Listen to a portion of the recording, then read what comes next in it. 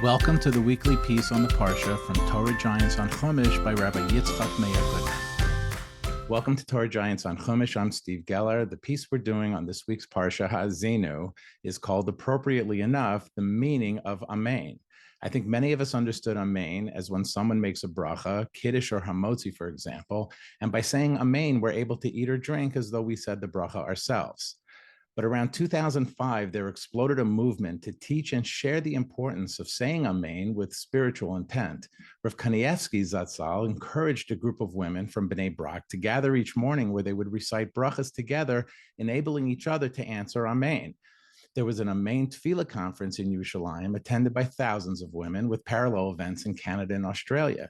In Rosh Hashanah 2005, the movement had spread to the United States, where women started similar morning groups in places throughout Jewish communities. Where did this runaway campaign come from? Why was the importance of saying Amen worth all these efforts and the blessing of the Gadol Ador? Rabbi Goodman brings the answer in our Parsha. In our Parsha, Devarim 32:3, Ki Shem Hashem Ekra Havo Godol Elokeinu. When I call out the name of Hashem, ascribe greatness to our God. This pasuk is the source that led the Gemara in Masechta Shabbos to determine that Amen is the proper response after hearing a bracha.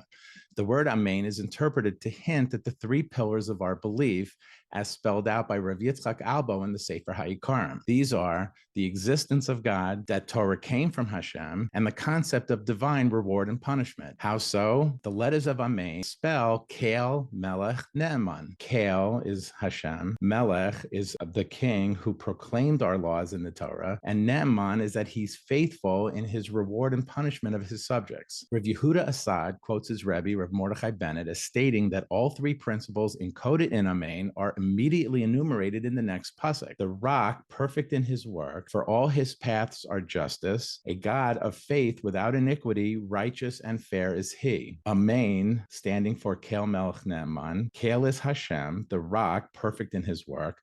Melech indicates all his paths are justice. And Ne'eman, he's a God of faith without iniquity. Righteous and fair is he. My Rebbe, Rabbi Eytan Feiner Shlita, Rav of the White Shul in Far Rockaway, a huge Gadol B'Torah and himself a Torah giant, quoted by Rabbi Goodman in Torah Giants on Chumash, had an enormous insight into the significance of Amen. Amen is an Indian of being ma'ames the bracha. Ma'ames the bracha, saying, not just am I answering Amen, to be yaitse v'cholia, to do a nice thing. I'm talking being ma'ames, I'm giving Kilo a stamp of approval, saying, yes, I agree 100%. Ad K'nei Kach, the Gemara says, in the end of brachas, in the end of Nazir, Godo ha'ona Amen yosem and Mevarach, that the one who answers Amen is even greater than Mevarach.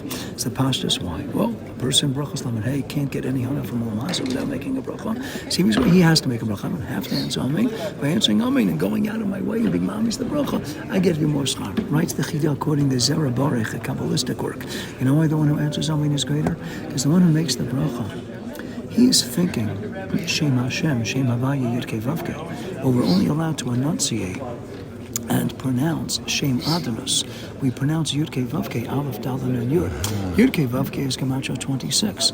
Adonus, Aleph Dalet Nun Yud, is Gematria 65. The one who says Amen is being Mitzaref, the Shem Havaya and the Anus. You're thinking Havaya but saying Anus. You don't have the Tziruf, the connection.